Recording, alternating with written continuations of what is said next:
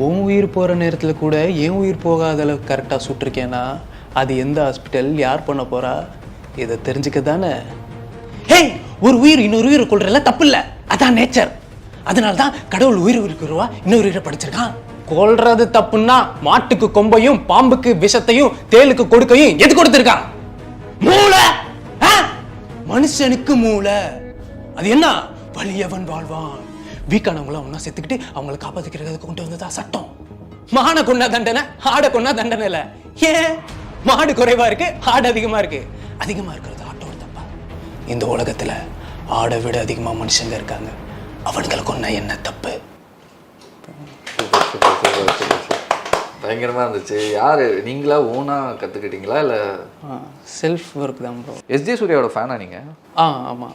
SJ Surya ரொம்ப பிடிக்குமா? பிடிக்கும் ரொம்ப. எஸ்ஜே சூர்யா தான் பிடிக்குமா? ஆமாம், ஏன்னா நெகட்டிவ் கேரக்டர்ஸ் எனக்கு பிடிக்கும்னு ஆல்ரெடி சொல்லியிருந்தேன்ல.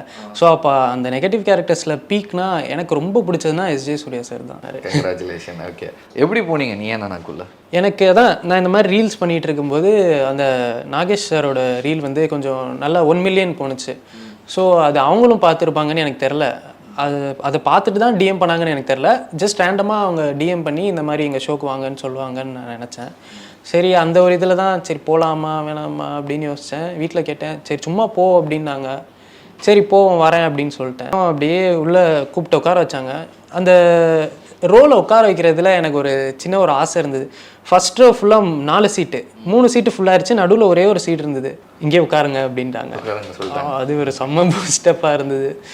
இப்போ வந்து இங்கே ஃபேமஸ் ஆகிட்டு மக்கள் எல்லாருக்குமே தெரிய ஆரம்பித்தது வந்து இந்த நாகேஷ் அந்த டைலாக்கு. இப்போ நான் மட்டும் அந்த டைலாக் உங்களை பண்ண வைக்கலன்னு வைங்களேன், அசிசியமாக கமெண்ட்டில் திட்டுவாங்க. அதனால தயவு செஞ்சு நீங்களே பண்ணுறேங்க.